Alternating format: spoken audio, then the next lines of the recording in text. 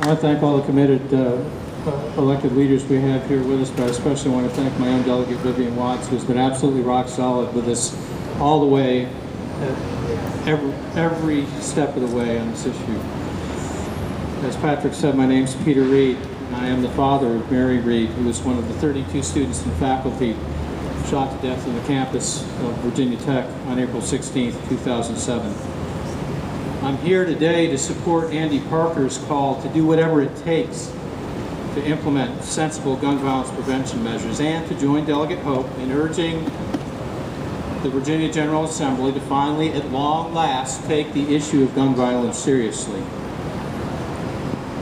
When I first heard of Allison Parker's and Adam Ward's brutal killings and the wounding of Vicki Gardner, I was as stunned and as sickened as everyone else, but like so many who've lived this nightmare before, I was immediately taken back to an awful and dark period when nothing seemed to make sense, and it was hard to see how things could ever get better. I thought of what I knew the families and loved ones would immediately be going through, and I grieved for and with them. I still do. Then very soon I began hearing the voices of those loved ones, and particularly that of Andy Parker. Though we'd never met, I immediately knew Andy. His fresh sense of grief and loss was totally familiar to me, as was his sense that something must change in the wake of incomprehensible tragedy. His courage in speaking up so soon and so clearly inspired me, as has that of other fathers who've spoken up in the wake of losing their children to gun violence. I'll be proud to join my voice with Andy and so many others in Richmond and in Washington in coming weeks and months. I was also incredibly impressed with Delegate Hope's quick response in urging his colleagues to act on mandatory universal background checks and enabling gun violence restraining orders. These are measures we know can work, yet which have been stalled in Richmond by lawmakers more beholden to a particular special interest than the majority of their constituents.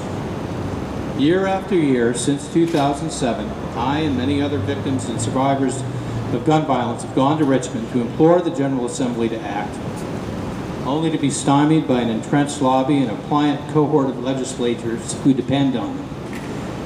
We have been called emotional, irrational, uncomprehending of certain political realities. Some have even accused us of dancing in blood, or worse. Well, the harsh reality is, losing your child to a preventable act of gun violence will make you emotional. And blood is the inevitable price of inaction and ignorance. Our choices are simple. Do nothing and continue to lose innocent lives daily, or act and help save many lives. For myself and for my family and community, I choose to act.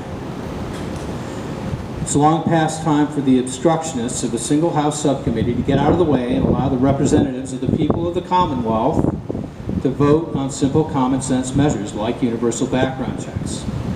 When they do, guided by facts and logic rather than rhetoric and misinformation, we'll finally start to move forward in a direction that most Virginians want and deserve.